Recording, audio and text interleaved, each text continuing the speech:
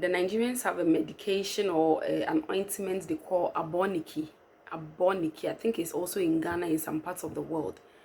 You need something like that, like a heat balm, because trust me, that 12 hours is 12 hours. By the time you get home, you need something to cool your system.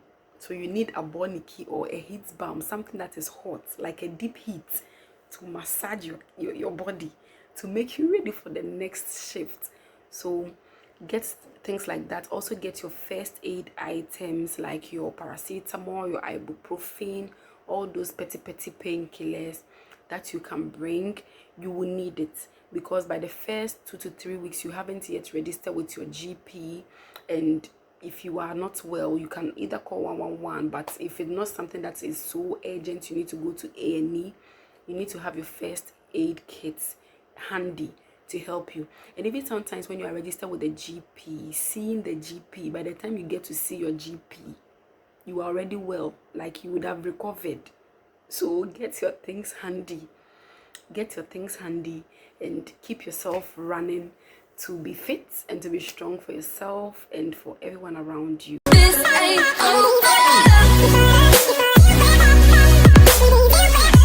Hey guys, welcome back to our YouTube channel. Thank you so much for all of your support and for always coming back to the channel. I still remember the joy I had when I had to pack to the UK for the first time. Like packing to the UK, I was so excited. I think I started preparing like 3-4 months even before I moved to the UK, planning what to bring. I didn't know what to bring. I was confused. At a point I felt like I wanted to bring my own bed, bring my mattress, bring my own pillows, bring this, bring uniforms, bring that, bring my utensils. And at that point it is super stressful because you don't know what to bring, because you don't know the weather, you don't know how things are like in a new country, you don't know the culture, you don't know the food and all that. And so I understand. So for those of you who have been asking the things to pack to the UK or abroad for a first time, if this video sounds like you, then stay tuned and watch to the end.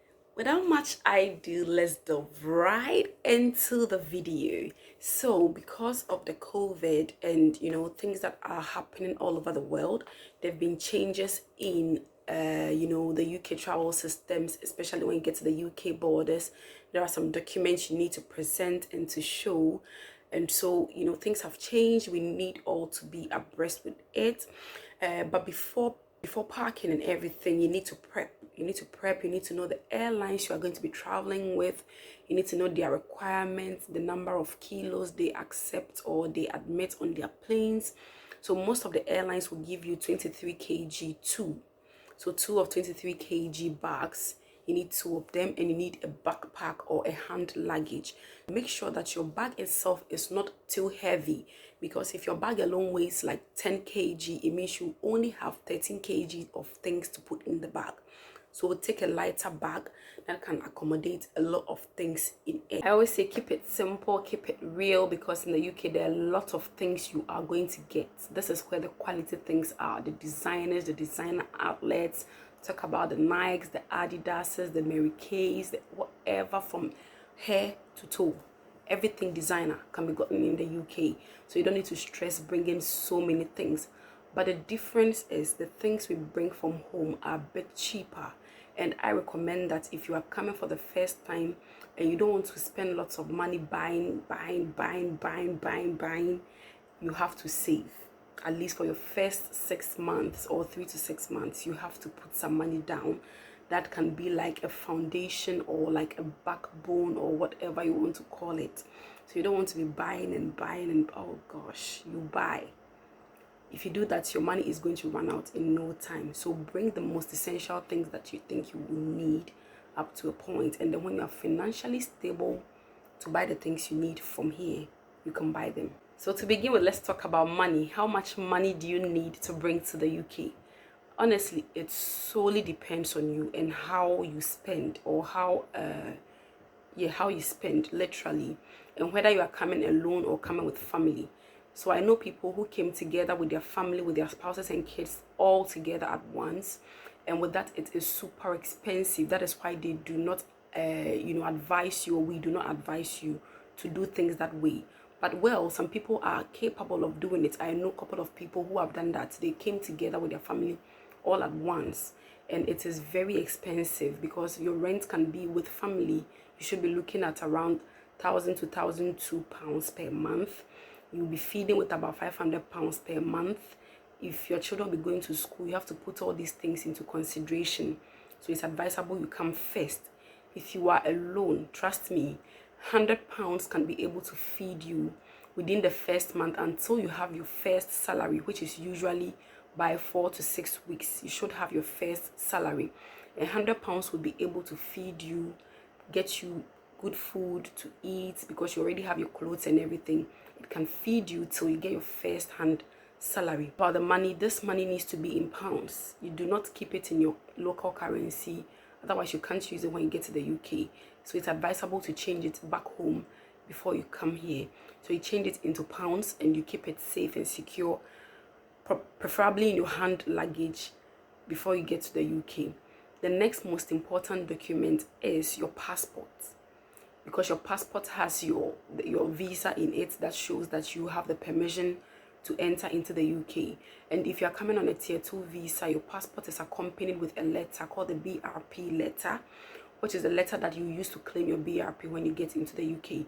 So you need to keep that letter very secure, because you'll be showing it in the borders of the UK to demonstrate that you are eligible or you qualify to get your tier 2 resident permit when you enter into the country. So you have to keep that letter together with your passport handy in your backpack, because you need to prove it at the borders of the UK. The next most important document you need now to enter into the UK is your passenger locator form. In case you haven't heard of this form, that is the form that you need to submit to the UKVI, stating where you will be living in the UK for track and trace purposes. So because of the COVID, people get into the UK and they need to be followed up on, especially if you're an essential worker and you don't have to isolate in the government hotels, or you are in the red list country but you do not have to isolate in the government approved hotels, and you are going to be isolating on your own or in the trust accommodation. You need to fill that passenger locator form, and it's going to tell the UK your address where you'll be staying in the UK, so that in case you develop any symptoms, you can be followed up on. You fill this document online within 48 hours of traveling to the UK. It's advisable to print the form out after you filled it, because you show the form to them at the UK border before they give you entry or access into the United Kingdom. Get a small packet diary for your emergency contact, because the last thing you want to do is to get to the airport and not know where you are passing. Probably transport has been arranged for you, you don't know where you are going and all that. So get a small diary, write all your emergency contacts in it. I know you will not go through any emergency, but just in case you are faced with any emergency, you need to call someone to speak to, you should have all these things handy. Also make sure your phone is charged properly, so that when you arrive you can call all these people or your phone and all that. You also need a strong umbrella. You need a strong umbrella because it rains like no one's business. So get a strong umbrella because it rains and it's windy at the same time.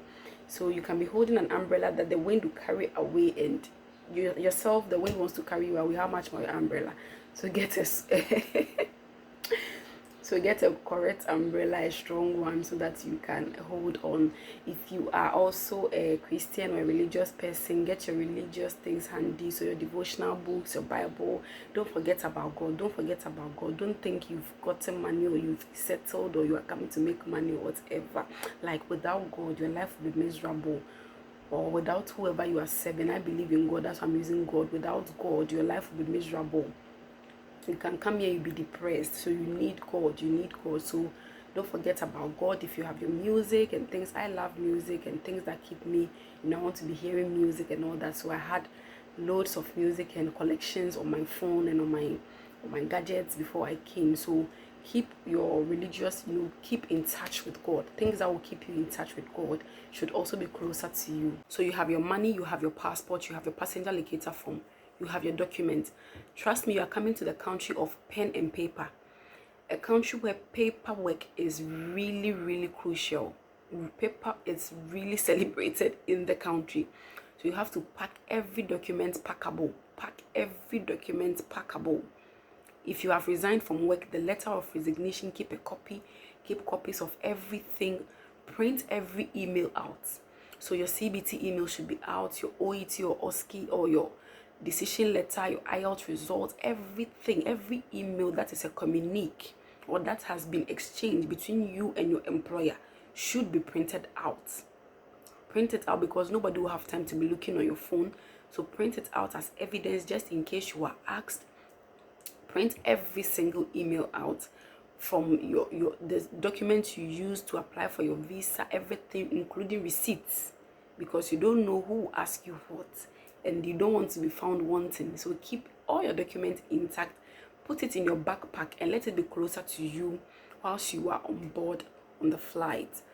Other things you need to keep in addition to your documents are stationery, like your pens, because you'll be writing, lots of writing. Though you get these things here, but you need at least the basics from home. So you need pen, stationery, pencil, eraser, a jotter to be writing things that you'll be learning at work, in your OSCE practice.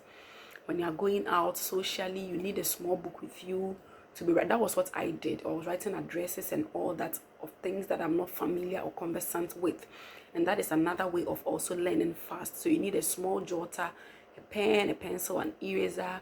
You need a stapler. You need some pins to fasten your document whilst you move into the UK. The next category of things you have to think of is your clothes, because these are the things that are going to keep you warm and comfy.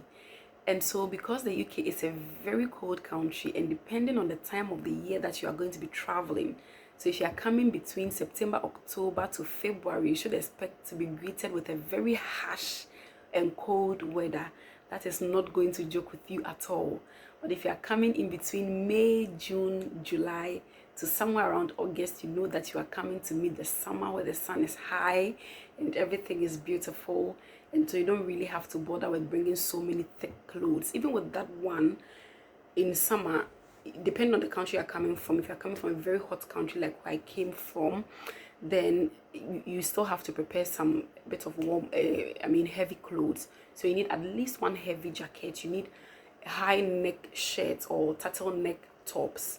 You need trousers to keep your legs and your feet warm. You need thick socks. You need a pair of gloves, at least a pair of gloves. You need neck scarf or neck covers to cover your neck. You need a hat to keep your head warm, because sometimes the cold can enter into your brain, like you feel that your brain is freezing. So you have to bring your cap to wear or your hat to wear to keep your scalp warm as well.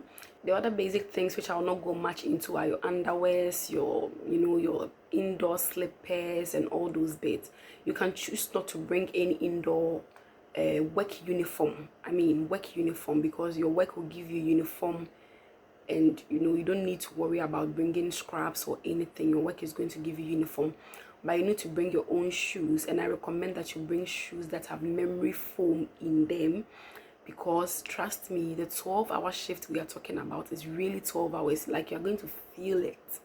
You are really going to feel it. So you need to bring comfy shoes that have memory foam. Preferably it should be black all around, and preferably should be leather, so that you can be able to clean it.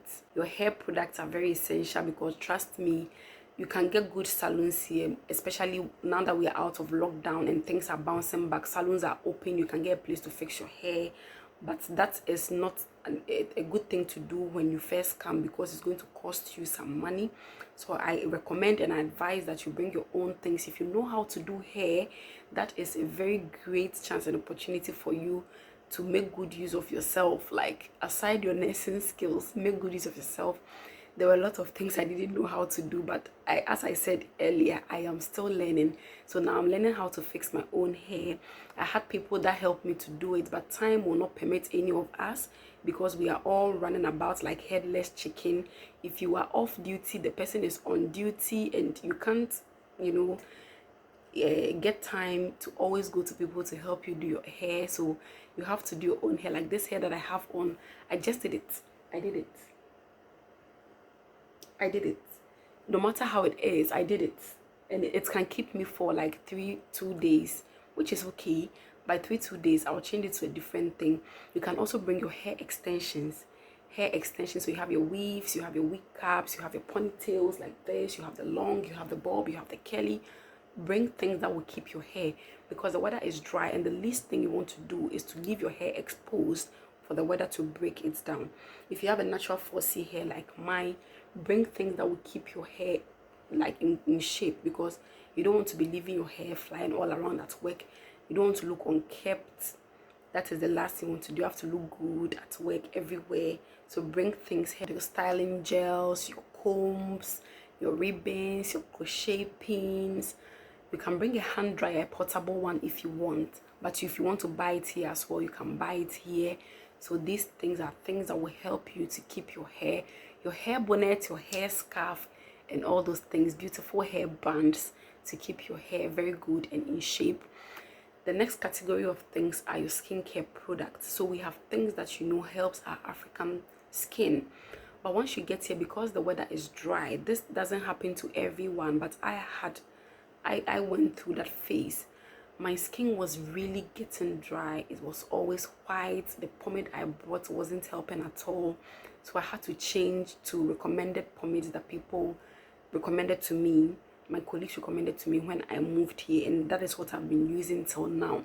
So you can bring your own pomade, but if you realize it's not working for you, then you have to go to the cosmetic shop and you explain to them, and they're going to help you to get better skin care product that is going to help your skin. You need to remember your roll-on, your portable perfume. You don't need to bring a big perfume. Something like 100ml to a 150ml perfume in your handbag is okay. I don't say laptop is so essential. It's not everybody that can afford it. If you have it and you want to bring it, that's fine. But now the phones that we have are a bit advanced, and they can do things as equally as the laptop can do. So you can do with your phone if you don't have a laptop. If you have a phone that is a smartphone that can do the basic things for you, you can bring it initially. Then when you get something later, you can purchase your own laptop. If you have your own laptop from home and you want to bring it to, that's fine. You should remember your phone chargers and your laptop chargers and your UK adapter.